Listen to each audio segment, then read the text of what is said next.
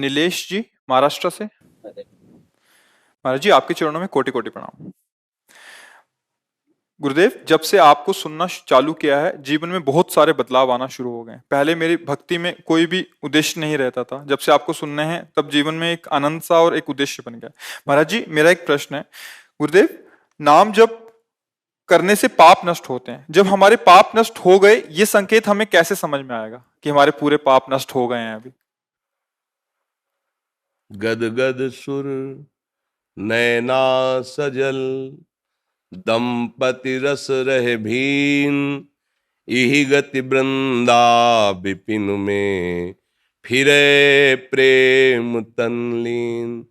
छिन छिन रुदन करंत, छिन गावत आनंद भरी। छिन छिन हर हसंत, ये जो कृपा हरिवंश की। सुने न काहू की कही, कहे न अपनी बात। नारायण वा रूप में, मगन रहे दिन रात। रूप छके घूमत रहे, तन को तनिक न भान। नारायण दृग जल बहे, यहे प्रेम पहचान। पिय मूरति नैनन बसे, तेरस रहे समाए। ये लक्षण सुनि प्रेम के, और न कछु सुहाए। और न कछु सुहाए, फिरे अपने मद मातो। कुटुंब देहते जाए, छूट सब ही विधि नातो। जिस समय हृदय निष्पाप हो जाता है, तो नाम जिनका जपते हो उनका रूप प्रकाशित हो जाता है, और रूपानंद में अश्रु प्रवाह करते हुए, पुलकित होते हुए, न देह की शुद्धि है न व्यवहार की, परमानंद में निमग्न हो जाता है। अभी क्या है कि नाम हमें मीठा नहीं लग रहा, नाम में जो नशा है वो नशा नहीं चढ़ रहा।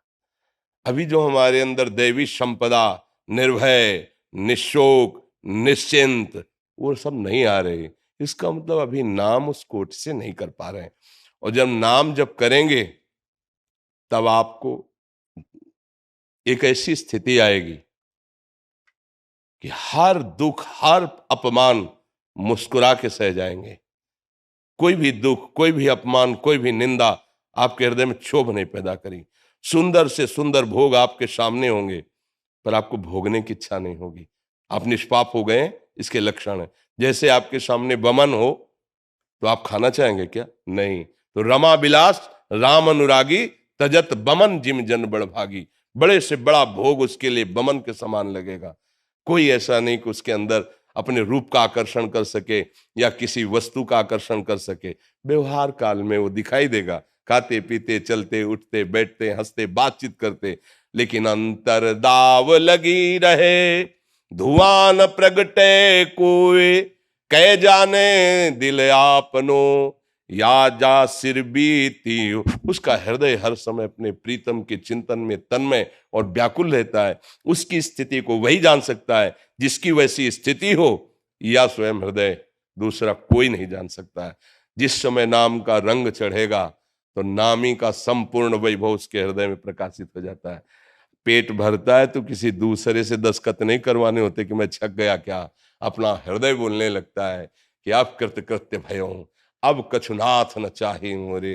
गोस्वामी जी बोल रहे हैं, जाकी कृपा लवलेश ते, मति मंद तुलसीदास हूँ। पायो परम विश्राम, राम समान प्रभु नाही कहूं। परम विश्राम, अब कोई चाह नहीं, कोई चिंता नहीं, आनंद की उमगन में वो हर समय मस्त रहता है।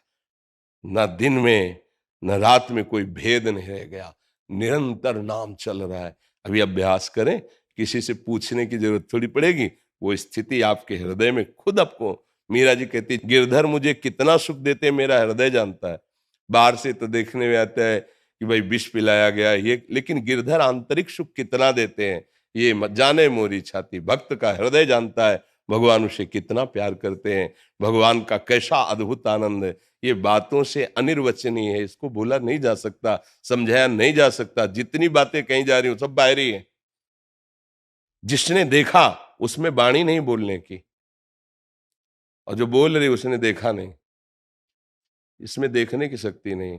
और जो अंतर से देखा गया वो इसमें बोलने की शक्ति नहीं। तो जो भी बोला गया वो सब अधूरा है।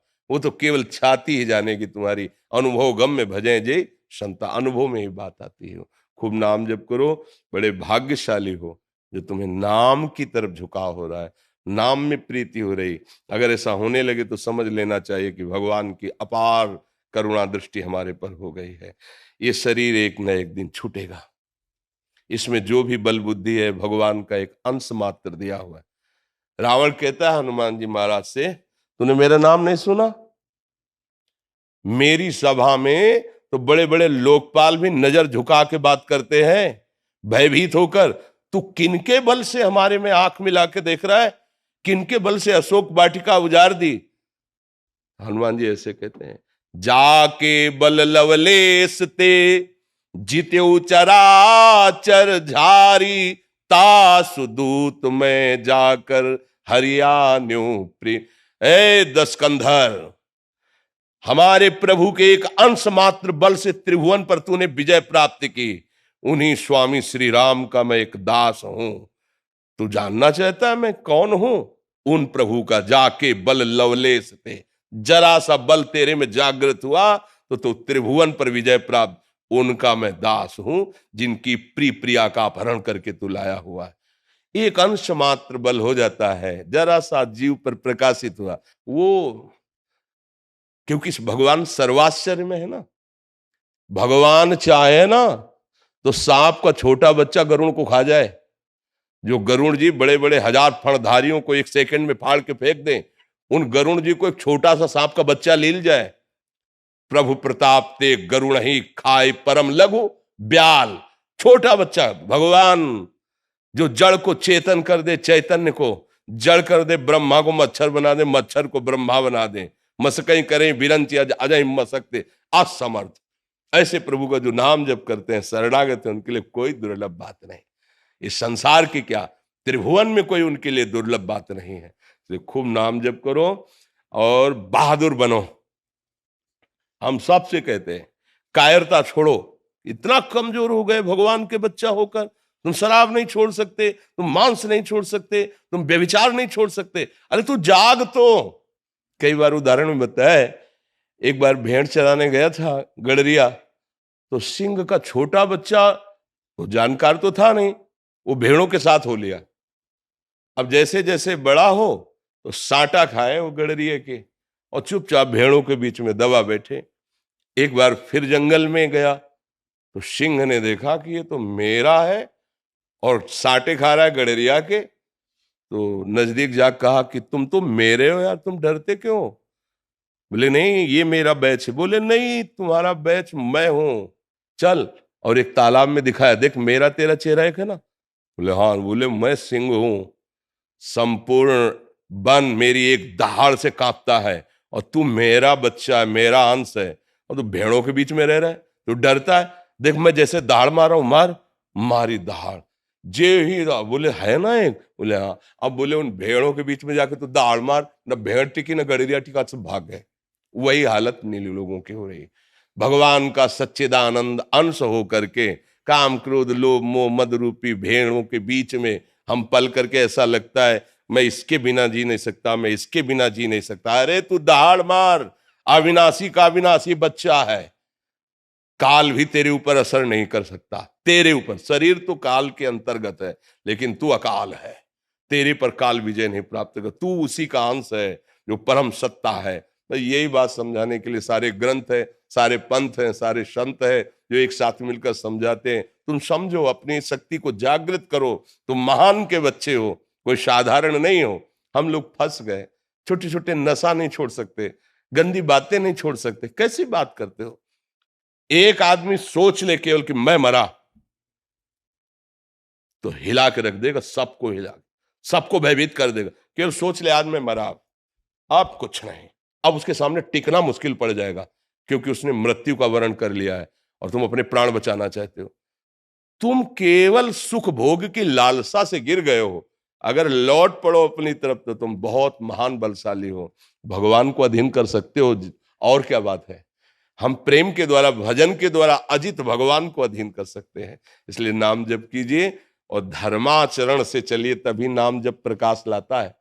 गंदे आचरण करने वाला वर्तमान में, पूर्व में गंदे किए हैं और नाम जब शुरू कर दिया वो महात्मा हो जाएगा, लेकिन वर्तमान में भगवान के विरुद्ध आचरण करे, धर्म के विरुद्ध, गुरुवाणी के विरुद्ध आचरण करे और सोचे कि फिर तो बड़ा गड़बड़ हो जाएगा। फिर औषधि पारो तो परहेज से रहो, अभी भवरोग ठीक हो जाएगा। जो नाम मिला है उसको प्रकाशित करने के लिए गंदे आचरण नहीं होने चाहिए, पापाचरण नहीं होना चाहिए। पापाचरण, गंदा आचरण किसे कहते हैं? जिसे शास्त्र मना करते हैं, जिसे संत जन मना करते हैं। फिर नाम अपने आप प्रकाशित होता जाएगा, किसी से पूछने की जरूरत नहीं पड़ेगी, न राह की और ना आनंद की। दोनों चीज आपको दिखाई दी, ये राह है और ये इसका आनंद स्वयं में अनुभव में आएगा। सविता जुनेजा जी, राधा वल्लभ श्री हरिवंश। गुरुदेव भगवान आपके चरणों में कोटि कोटि प्रणाम। महाराज जी, कर्म और प्रारब्ध में हमें ऐसा लगता है कि प्रारब्ध का पलड़ा ज्यादा भारी रहता है। हम सत्कर्म करते हुए अध्यात्म की तरफ बढ़ना तो चाहते हैं, मगर हमें ऐसा लगता है कि प्रारब्ध वश हमें। प्रारब्ध है क्या चीज अभी आपको पता नहीं है, इसीलिए आप उसके पलड़े पर बहुत जोर दे रहे हैं। पूर्व का किया हुआ कर्म ही तो प्रारब्ध होना है। प्रारब्ध कोई देवता है क्या? पूर्व का किया हुआ हमारा शुभ अशुभ कर्म वही प्रारब्ध बन करके इस शरीर में हमारे भोग रूप में आया हुआ है। और अगर हम शुभ अशुभ कर्म से परे भागवतिक कर्म करें तो शुभ अशुभ दोनों कर्मों का नाश करके नवीन भाग्य की रचना कर सकते हैं। ये मनुष्य जन्म कोई पशु का जन्म थोड़ी कि हम केवल प्रारब्ध भोगते रहें, केवल शुभ अशुभ कर्मों को हम भोगते रहें। ये तो पशु योनि के लिए है। मनुष्य योनि के लिए है कि ऐसा अब हम नवीन त्रिगुणातीत कर्म करें जो माया जनित सारे विकारों को नष्ट करके सच्चिदानंद प्रभु की प्राप्ति करा दें। कुछ नहीं, प्रारब्ध हमारा किया हुआ पूर्व का कर्म है, कोई देवता नहीं है, कोई भगवान नहीं है। प्रारब्ध को अगर बलिष्ठ मानेंगे तो हमारे अंदर कायरता आ जाएगी, बिल्कुल ये स्वीकार नहीं करना। हाँ, अब हमारा कर्म, शुभ कर्म इतना है, इतना लघु है, और प्रारब्ध पूर्व का बुरा कर्म बहुत बड़ा है, तो शुभ कर्म तुम्हारा उसे नहीं मिटा पाएगा, वो तुम्हें गिराएगा। बार बार चढ़ने की कोशिश करो, गिराएगा। एक महान कर्म है जो तुम्हारे शुभ अशुभ दोनों का नाश कर देगा। प्रभु की शरण में होकर उनका निरंतर नाम जप करना, ये नाम वो शक्ति है, सब मिटा देगी। त्रिगुण का प्रभाव अंतःकरण में नहीं पड़ेगा, प्रारब्ध आएगा पर तुम्हें परास्त नहीं कर पाएगा।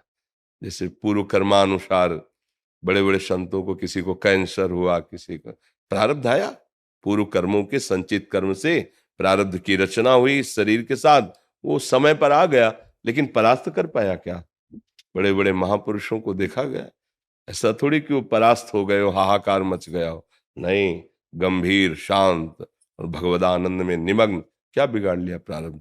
प्रारब्ध का केवल इस शरीर से किए हुए कर्मों के अनुसार उसको दुख सुख भोगना, बस। ये हमारे स्वरूप पर कोई प्रहार नहीं कर सकता। हमारा स्वरूप सच्चिदानंद में है।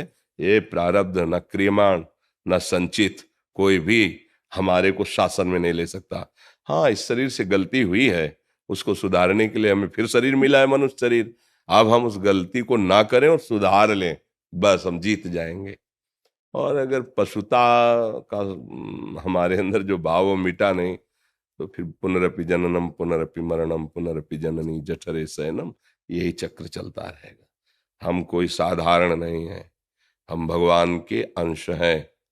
शरीराभिमान के कारण इंद्रियों को भोगों में सुख बुद्धि करके लगाने से हमारी दुर्गति हो गई है। अब उन्हीं इंद्रियों को भगवत चेष्टा में लगाकर, भगवत प्रीत्यर्थ कर्म करते हुए, भगवान नाम जप करते हुए, हम इन सब बंधनों को काट के, जो नहीं है, केवल माने हुए हैं, इन भ्रमात्मक बंधनों को मिटाकर हम भगवत चरणारविंद के प्रेम को प्राप्त करेंगे, परम पद प्राप्त करेंगे। समझ में आ रहा है? अब तो आपके ही है महाराज जी। हाँ, हम सब श्री जी के हैं, और हमारे होने का मतलब है कि हम जिनके हैं उनके हो जाओ। राधा नाम, कृष्ण नाम, वृंदावन धाम, प्रिया प्रीतम की सेवा हमारा है। अगर नाम से प्रीति नहीं, प्रिया प्रीतम से प्रीति नहीं, तो हम अपने देह को भी प्यार नहीं करते तो किसको प्यार करेंगे? जो 24 घंटा जब छूट जाए, जब जैसा हो जाए, फिर हम किससे प्यार करेंगे? नाते नेह राम के मनियत, सुहृद सुसेव्य जहां लो। अंजन कहा आंख जय फूटे, बहुतक कहो। हमारा वही है जो हमारे प्यारी जो और प्यारे जो के सुमिरन में मस्त है, जिसने अपने जीवन को तनवांग मनोभिरमलई शुभम तो वाश्रिता। हम हृदय से कहते हो हमारा सगा है, हमारा संबंधी, हमारा जीवन है, हमारा पूजनीय है। और फिर अगर प्रभु से नहीं तो फिर पहचान ही नहीं है। हमारे समर्पण का तात्पर्य होता है कि हम संतों को समर्पित हैं, गुरु जी को उनके वचनों पर ध्यान देना, उनकी आज्ञा का पालन कर लेना, तभी हम वहां पहुंच सकते हैं जहां संत जन पहुंचाना चाहते हैं।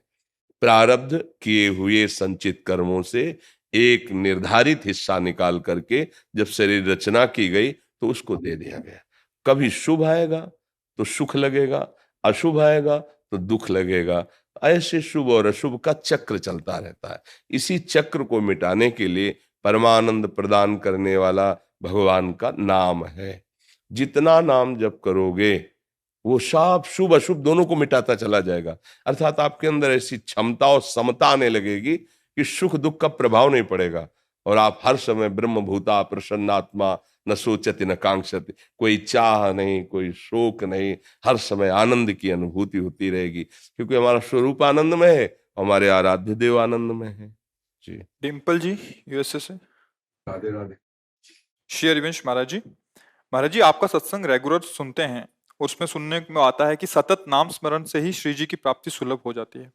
महाराज जी, जो गृहस्थ आश्रम के कार्य करते हुए निरंतर स्मरण नाम जप नहीं चल पाता है, महाराज जी उसको कैसे करें कि निरंतर नाम जप करने का देखो, अभ्यास करें? प्रारंभ तो यहां से होता है कि हमारी कुछ दिनचर्या होनी चाहिए, कुछ भागवतिक, अध्यात्म और कुछ व्यवहारिक, क्योंकि गृहस्थ धर्म में नौकरी, व्यापार या जो भी सेवाएं हैं वो अनिवार्य है। कुछ समय एकांत में अभ्यास करें नाम जप करने का।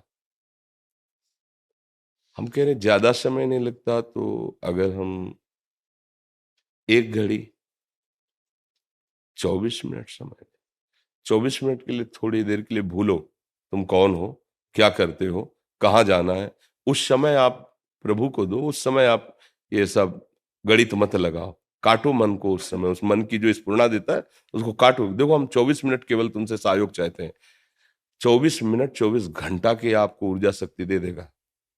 नाम का चिंतन करते हुए 24 मिनट तदात्म होने की चेष्टा कीजिए। बड़ा कठिन है, बड़ा कठिन है, हम कह रहे कठिन है, क्योंकि बहुत समय से मना खष्टान इंद्रियाणी प्रकृति स्थान करसती, तो उस 24 मिनट में भी 24 घंटे का हिसाब लगाएगा। वहां जाना, ये करना, उनसे वो मिलना, वो उसका स्वभाव है, उसको काटिए। बार बार अभ्यास के द्वारा नाम में लगाइए। समझ गए? अब इसके बाद हम व्यापार के लिए निकले। जो खान पान तो प्रभु को समर्पित किया। अब 8 बजे से लेकर रात्रि 8 बजे तक माना आपकी ड्यूटी है। बीच में कभी जब स्मरण आ जाए तो राधा राधा बोल दिया।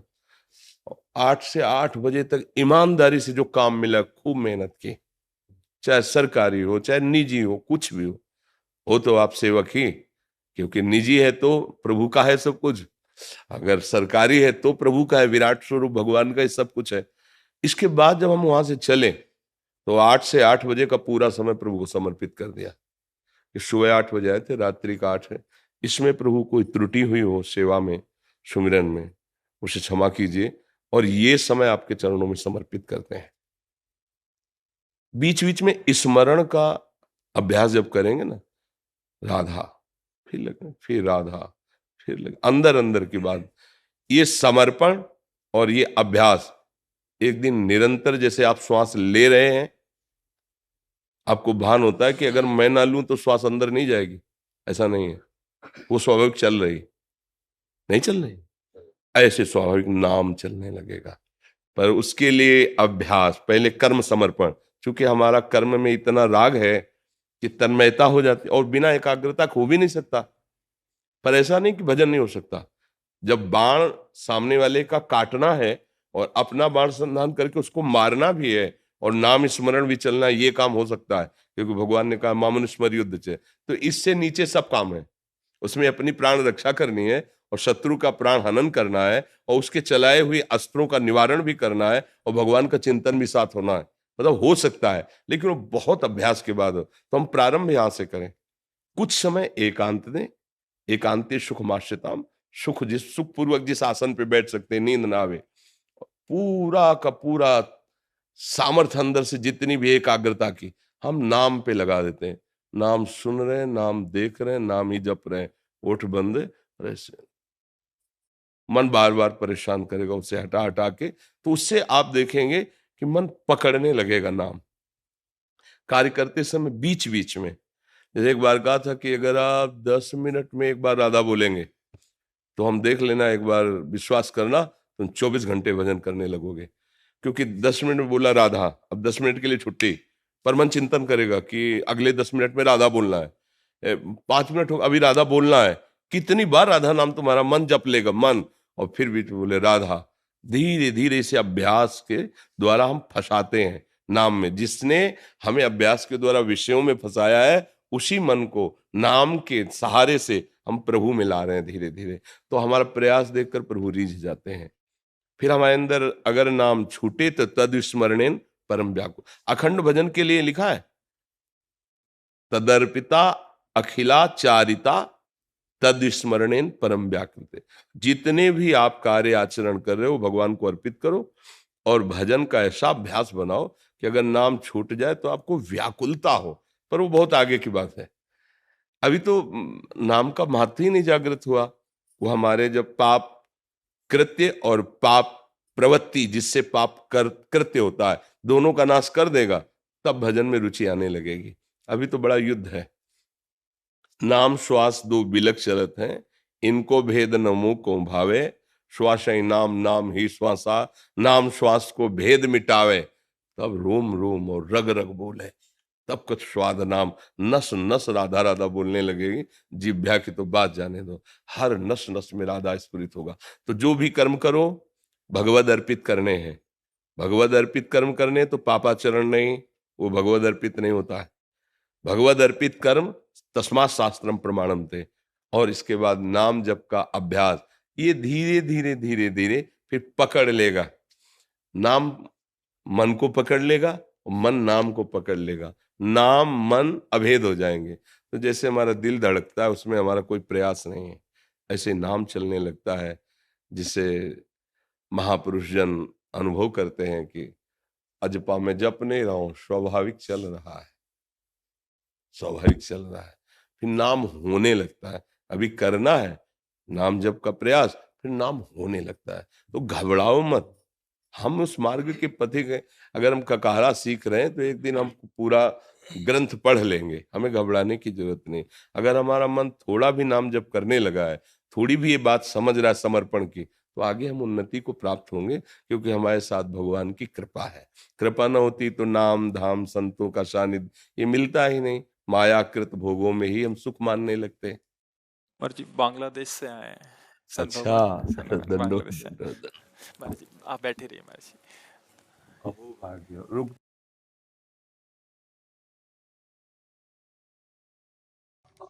बड़ी कृपा, अहो भाग्य, अहो भाग्य।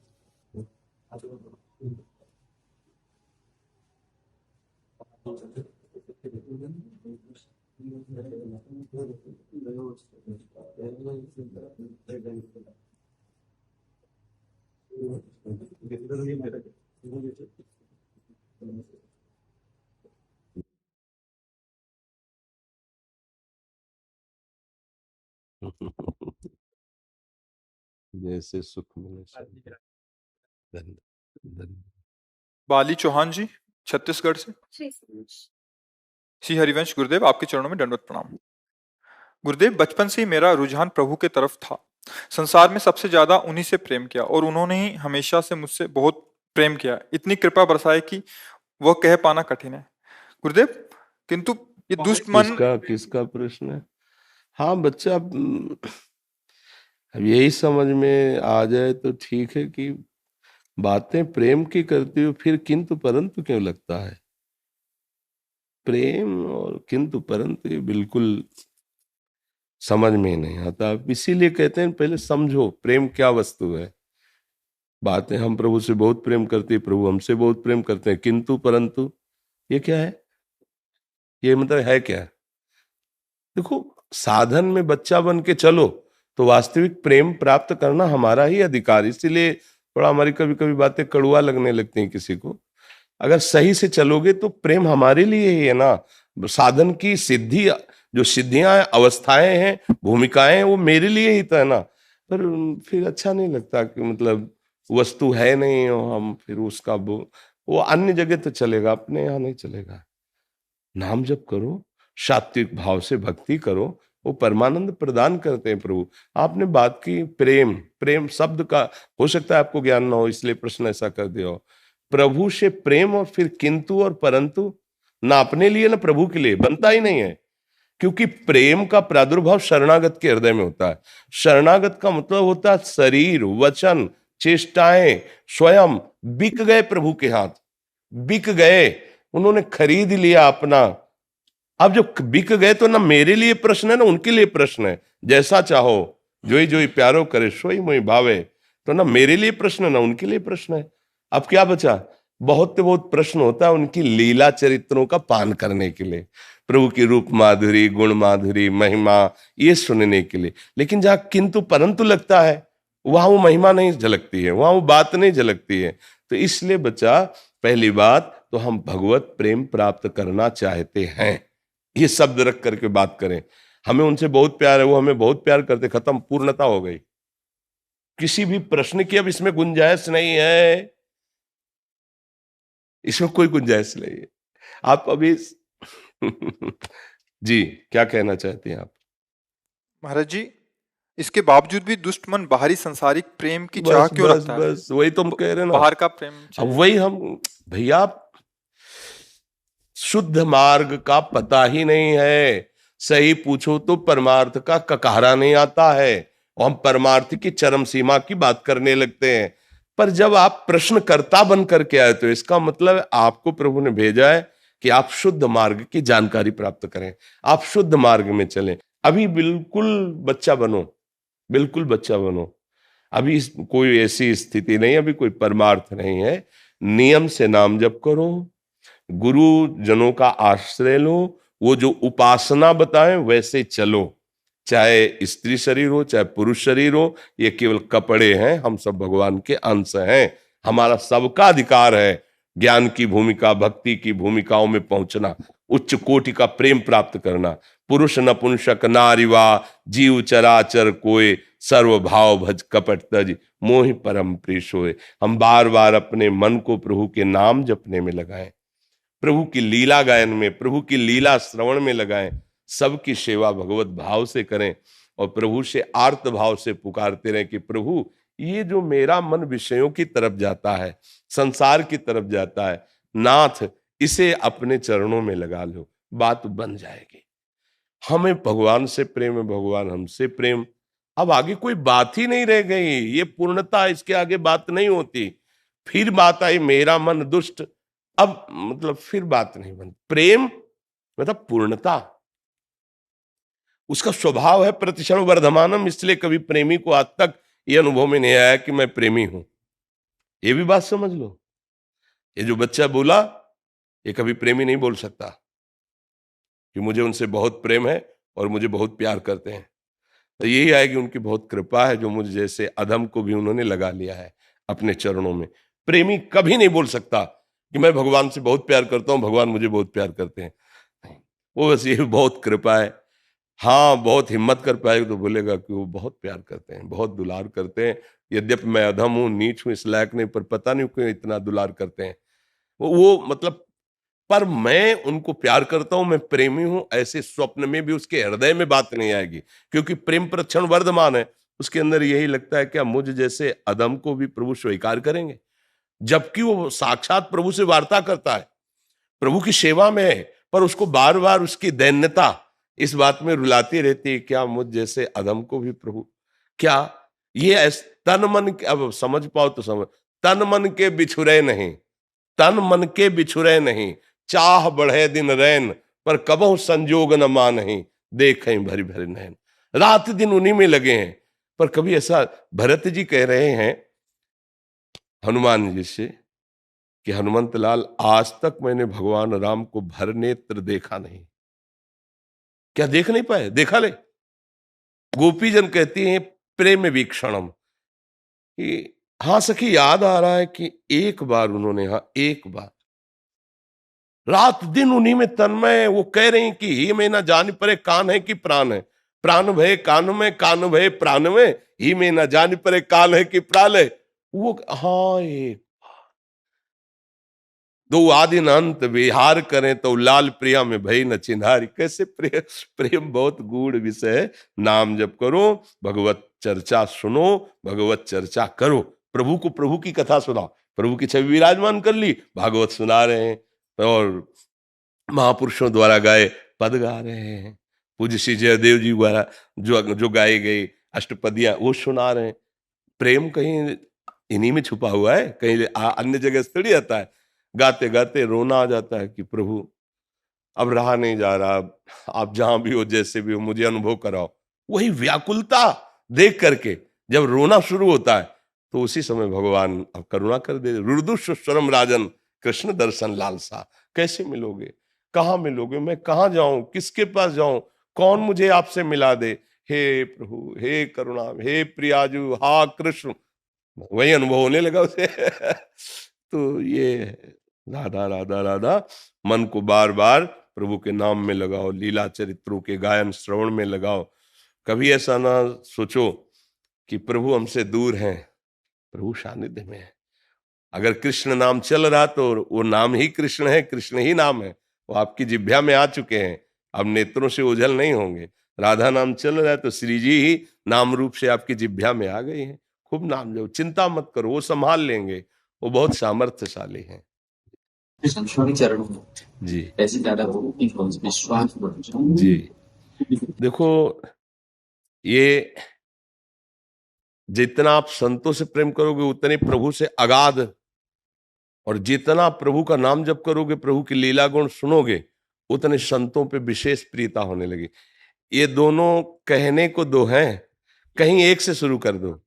यदि नाम जप शुरू कर दो तो संत प्राण प्यारे लगने लगेंगे, और संत प्राण प्यारे लगने लगे तो हरि आपको अत्यंत अत्यंत प्यार करने लगेंगे। तो मुझे लगता है कि संतों को जो सुख मिलता है वो भजन से मिलता है। अगर रात दिन हम भजन करें, प्रभु की तरफ बढ़ें, तो सब संतों का आशीर्वाद हमारे ऊपर है। सब संत हमें दुलार करेंगे, और संत दुलार करेंगे तो भगवंत जाएंगे कहाँ? वो तो संतों की वाणी में, संतों की दृष्टि में, संतों के सानिध्य में ही मिलते हैं।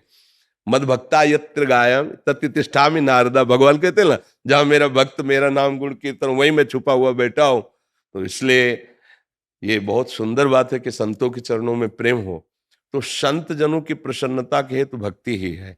आप जितना नाम जब देखो, आप जब आए तो एकदम हृदय में उल्लास हुआ। ये रुपया पैसा भोजन सामग्री वस्त्र आदि देने से नहीं होता, ये उल्लास हुआ आपका भजन, आपका भगवत दासत्व देख, मेरे प्रभु के जन आए हैं, मेरे ऊपर बड़ी कृपा है।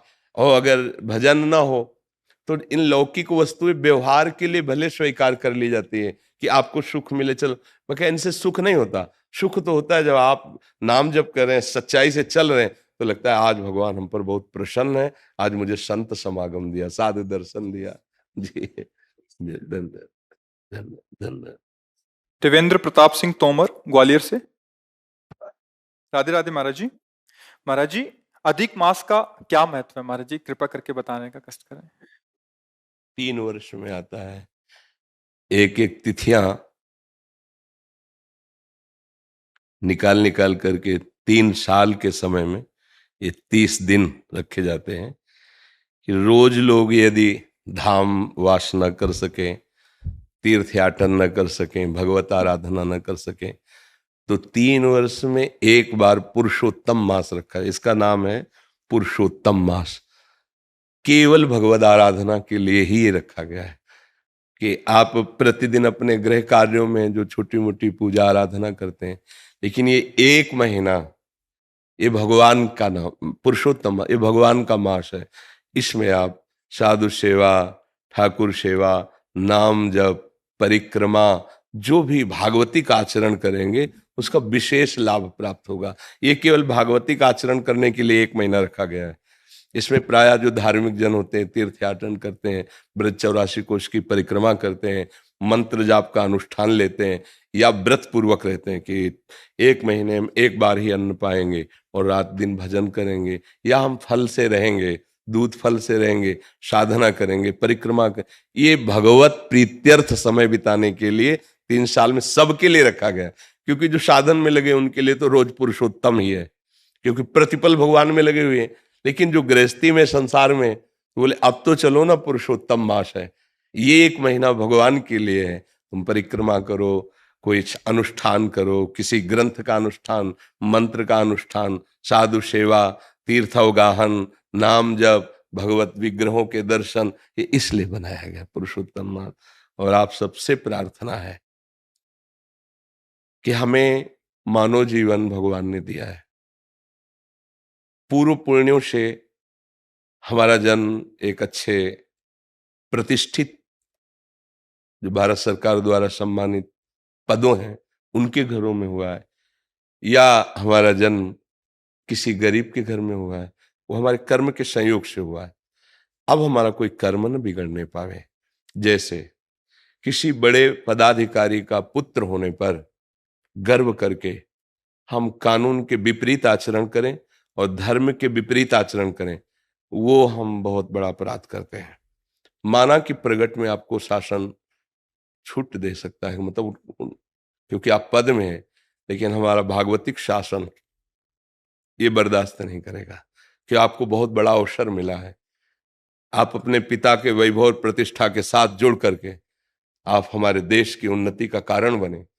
जब लोग आपको देखें तो आपके पिता से भी ज्यादा आपको सम्मान करें, चाहे वो जिधर जन्मा हो। हम किसी एक व्यक्ति के लिए नहीं कहते। कोई एक अपने पास आए हुए थे, बाद में कुछ लोग वहीं उसी प्रांत के जो शब्द बोले, वो किस कारण से? उनके पुत्र के आचरण के कारण से। वो बात हमें स्मरण में रही।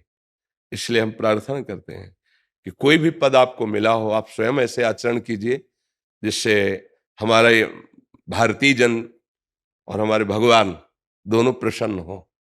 कहीं कोई ऐसा पदाभिमान का दुरुपयोग न हो, कहीं कोई ऐसे पावर का दुरुपयोग न हो जिससे कोई असहाय गरीब आपको शाप दे दे।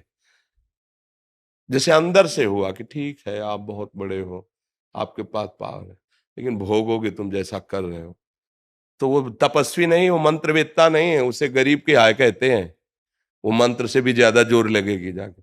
इसलिए इस बात से डरा जाए कि कहीं असहाय दीन गरीब को हमारे द्वारा ऐसा कोई दुख न पहुंचे, और कहीं मैं अपने पूर्वजों द्वारा कमाई हुई यश कीर्ति को अपने आचरणों द्वारा कलंकित न कर दें। हम अपने देश की सेवा में आवें, हमारा पवित्र आचरण हो, क्योंकि मनुष्य जीवन बहुत दुर्लभ जीवन है।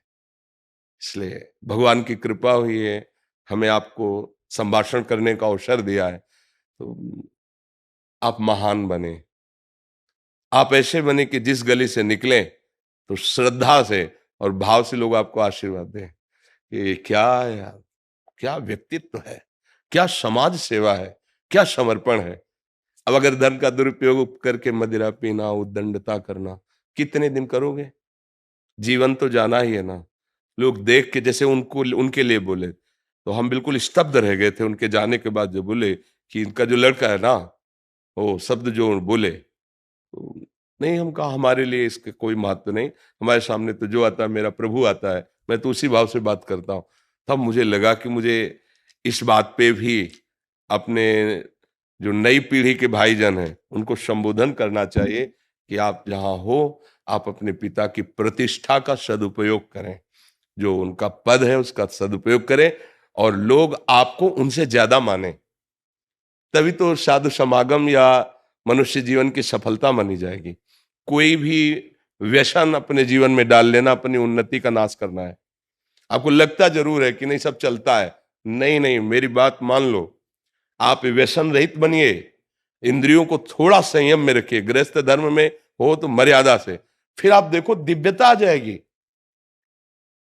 आपका जीवन ऐसे पशु पक्षियों जैसा जीवन थोड़ी है कि जो भोग मिला उसे भोग लिया, जो मिला जैसे मिला जी लिया। नहीं, आपका जीवन है प्रकाशित होने वाला, भगवान के अंश हो, मनुष्य जीवन मिला है। ऐसे कर्म करो कि अशुभ कर्मों का नाश करके हमारी समाज की सेवा हो।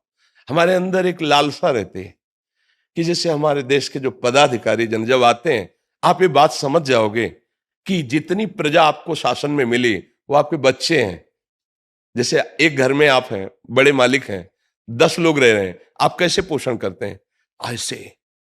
अगर कोई ज्यादा करता है तो फिर आप पिटाई भी तो करते हैं ना अपने घर में। वही वृत्ति आप रखो प्रदेश में, देश में, जिला में, जो आपको अधिकार मिला है, ग्राम में, नगर में जो अधिकार मिला है, पहली दृष्टि रखो अपने परिवार वाली, और दूसरी दृष्टि रखो जैसे अपने परिवार वाले को भी दंड दिया जाता है, उस भाव से हम उसे सुधारते हैं, दंड देते हैं। कहीं हम अपने अभिमान का पोषण न करें, कहीं हम अपनी आदतों को गंदी आदतों में न ले जाएं, कहीं हमारे द्वारा ऐसा आचरण न हो कि पद की निंदा की जाए या पदाधिकारी जो हमारे माता पिता हैं उनकी निंदा की जाए। सावधान होकर चला जाए तो जीवन भगवान की कृपा से प्रकाशित हो जाएगा। आज हम गाथा गाते हैं अपने देशभक्तों की, नहीं गाते? वंदे मातरम चूम के फांसी डाल ली।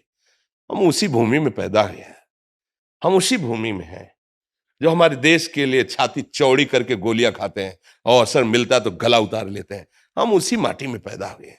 हम क्षुद्र वासनाओं या भोगों की तरफ लालायित होकर अपनी महिमा को घटाएं नहीं, अपनी महिमा को बढ़ाएं, जिससे हमारा देश सुखी हो, समृद्ध हो और सब ऐसा किसी को महसूस ना हो कि असहाय है।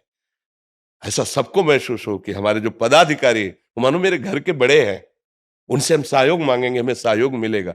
मुझे लगता है ऐसी अगर भावना हो जाए तो हमारा सारा देश सुखी हो जाए, पूरा विश्व सुखी हो सकता है। एक एक सुधरना शुरू करे। पर हम लोग ऐसा करते ना कि दूसरे को उपदेश देते तू सुधर जा।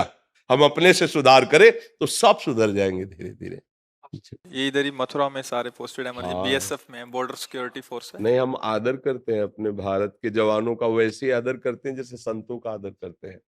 बस ईमानदारी से हमारी देश सेवा में ये जो प्राण समर्पित किए लगे हैं, हृदय से है। हम कई बार कहा है कि हम अपने देश को बहुत प्यार करते हैं। हाँ, हम मतलब हमारे लिए जैसे भगवान वैसे तिरंगा। हम अपने भारत देश के लिए मतलब ये जो हमारा प्रयास है ना, वो इसी बात में हमारी जो भारत भूमि है ये धर्ममयी है। अब जो हमारे नए बच्चे विदेशी आचरणों को अपना रहे हैं ना, ये चुभता है कि हमारे देश में ऐसा नहीं है। हमारा देश एक धर्मयुक्त देश है।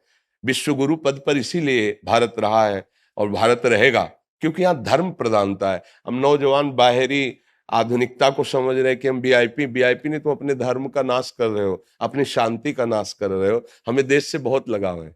जैसे हम आप लोगों को देखते हैं कई डिपार्टमेंट के अलग अलग, तो मेरा मन आनंदित होता है।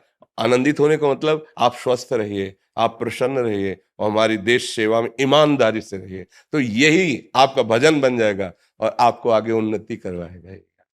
बाबा, हमें बड़ी आत्मशक्ति मिली है।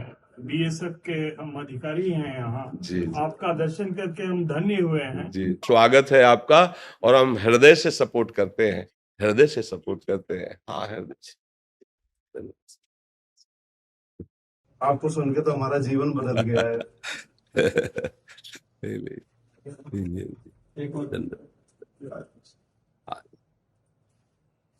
बस ईमानदारी से चलते रहिए, सच्चाई से चलते रहिए, भगवान नाम जप करते रहिए, तो ये जीवन सफल हो जाएगा।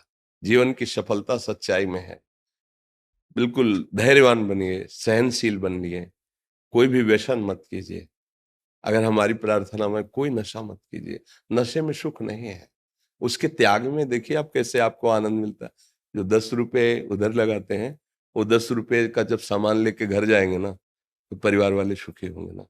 कोई व्यसन मत पालिए और सच्ची ईमानदारी का 10 रुपया भी तुम्हारे परिवार को प्रकाशित करेगा और लाख रुपया वहां दीमक बनकर चाट जाएगा। हमारी इस बात को समझना, प्रायः ये बात नहीं समझी जाती। ये समझा जाता है कि अगर अधिक अर्थ हमें प्राप्त हो जाएगा तो हमारा परिवार सुखी हो जाएगा। भ्रम में मत रहना। सत्य वस्तु दीपक की तरह भले जले, लेकिन बहुत काल तक चलती है। असत्य क्रियाएं हाइलोजन की तरह फोकस मारेंगे, फ्यूज हो जाएंगे। ये धर्म है, इसलिए कभी हम अधर्म का अर्थ लेने की भावना ना रखें और अधर्मी को कभी बख्शे ना। अगर धर्मात्मा हमारी समझ में आता है कि सही है तो उसको दंड से बचाएं, और जो मिले नमक रोटी सरकार की तरफ से उसी से परिवार का पोषण करो, तो उनमें ऐसा परिवार का कोई सदस्य हो जाएगा, वो प्रकाशित हो जाएगा। जितना तुम सोच रहे हो उससे कई गुना वो बढ़कर वो अर्थव्यवस्था कर देगा।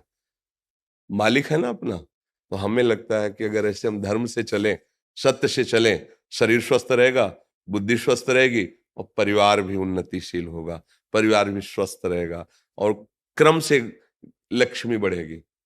इस बात को सब नहीं जानते हैं। अगर धर्म से चलोगे तो क्रम से बढ़ेगी, अधर्म से चलो एकदम दिखाई देगा 1 करोड़ मिला, फिर वो जो 1 करोड़ हिसाब होगा जाके, फिर थोड़े दिन बाद आपका रोना बंद नहीं होगा, अर्थात हृदय जलता रहेगा। ऐसी वहां घटनाएं घटेंगी, ऐसी प्रतिकूलता आनी शुरू हो जाएगी, आप अशांत हो जाएंगे। धर्म से चलो, नाम जप करो, हृदय से सपोर्ट है आप लोगों को। आप हृदय बाहर रह करके अपने परिवार से दूर रहकर सरकार की सेवा में, समाज की सेवा में, बस धर्म से चलो, नाम जप करो। ये सब करते तो इसीलिए रहे ना कि आपका परिवार सुखी रहे, आप सुखी रहे। वो धर्म से होगा। जितना हम धर्म से चलेंगे उतने ही हमें सुख की अनुभूति होगी। जी धन्यवाद, धन्यवाद, धन्यवाद। श्री हरिओम, श्री हरिओम। धन्यवाद। अरे आप बैठिए, आप बैठिए, बैठिए, बैठिए, बैठिए, बैठिए।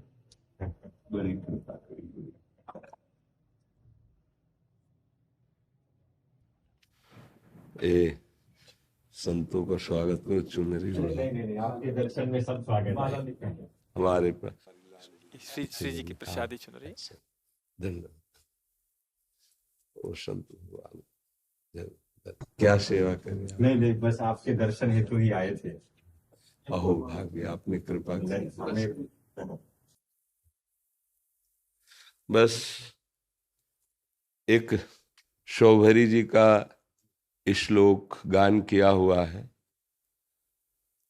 उन्होंने साधक को, उपासक को, साधु को, भगवत मार्ग के पथिक को बहुत सुंदर सावधानी के लिए कहा है।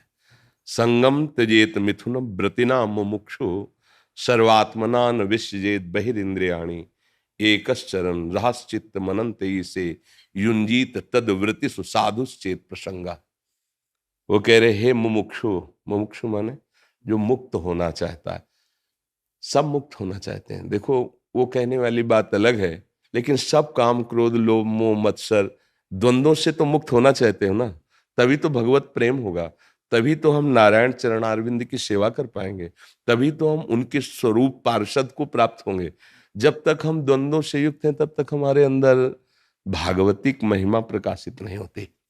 तो वो कह रहे संगम त्यजेत मिथुन व्रतिना मुमुक्षु। अय मुमुक्षु, अय भगवत मार्ग के पथिक, जो मैथुन सुख में निमग्न है, ऐसे लोगों का संग त्याग दीजिए। शोभरी जी आदेश कर रहे हैं। सर्वात्मना न विसृजेत बहिरिंद्रियाणि, अपनी इंद्रियों को कभी खुला मत छोड़ दिएगा, बहिर्मुख मत कीजिएगा। एकश्चरण, आप अंतर में और बाहर में दोनों बातों को समझना है। बाहर में हजारों के संग हैं, पर हम हजारों के संग नहीं, केवल एक के संग हैं। हमारे सबके हृदय में प्रभु विराजमान है। हम उन्हीं का दर्शन करते हैं, उन्हीं से संभाषण करते हैं, उन्हीं को दुलार करते हैं। एकश्चरण, और अंतर में अन्य कोई वासना, अन्य कोई स्फुरणा, उस पर शासन करते हैं, उसको विवेक के द्वारा काटते हैं। एकमात्र जो गुरुदेव ने मार्ग दिया है उसके अनुकूल चिंतन करते हैं, प्रतिकूल का त्याग करते हैं। कह रहे एकश्चन रासचित्त मनंते, अपने चित्त को सदैव अनंत भगवान के चिंतन में लगा। अनंत शब्द इसलिए क्या हो सकता है आपके आराध्य देव का कोई और नाम हो, आपके आराध्य देव का कोई और, तो वो मेरा प्रभु अनंत है, उसके अनंत नाम है, अनंत रूप है। अपने चित्त को अपने गुरुदेव प्रदत्त नाम मंत्र में जोड़िए। फिर जो आखिरी बात कहते हैं कि अगर हमें संग करने का सौभाग्य मिले तो तद्व्रतेषु, जिस मार्ग में आप चल रहे हो उसी व्रत वाले, अर्थात भगवान की उपासना करने वाले दृढ़ वैराग्यवान संतों का संग करे, नहीं तो असंग रहे। या तो असंग या तो बोधवान संतों का संग। और निरंतर अपने चित्त को अपने आराध्य देव में लगाए, यही सबसे बड़ी आराधना है। सावधानी कहिए, संगम त्यजेत मिथुन वृत्तिनाम विमुक्षु। जो मिथुन धर्म से युक्त सुख का ही रसास्वादन करते हैं, रसेंद्री जनेंद्री, किसी भी इंद्री का किसी सुख से जुड़ना, वो सावधान रहें ऐसे क्योंकि वो मछली की क्रीड़ा से तो ऐसी असावधानी आपकी साधना को गिरा सकती है। सौवरी जी सावधान, सदैव अपने आराध्य देव के चिंतन में मगन रहे। कोई भी लालसा, कोई भी कामना प्रभु से हमें विमुख न कर पाए, ऐसे हम सावधानी रखते। धन्यवाद। बहुत प्रसन्नता हुई आपके, आप प्रसन्नता तो हमें हुई कि आप चल कर आके दर्शन दिया करके। आपके प्रवचन जो खास तौर पर आप हरिस्मरण पर करते हैं, भगवत स्मरण पर, जी वो साधक को इतना बल देते हैं भगवत प्राप्ति में, जी, तो बहुत इससे बहुत सभी को बहुत संबल मिलता है। ये सब आप संतों की कृपा से जो अनुभव में आया, वही प्रसाद जो गुरुजनों से मिला, वही हम सब बांट के पा रहे हैं। कोई अपना कुछ नहीं, आप संतों को गुरुजनों को प्रसाद दिया है। और प्रभु से प्रार्थना है आपका स्वास्थ्य सदैव स्वस्थ रहे। जी जी जी।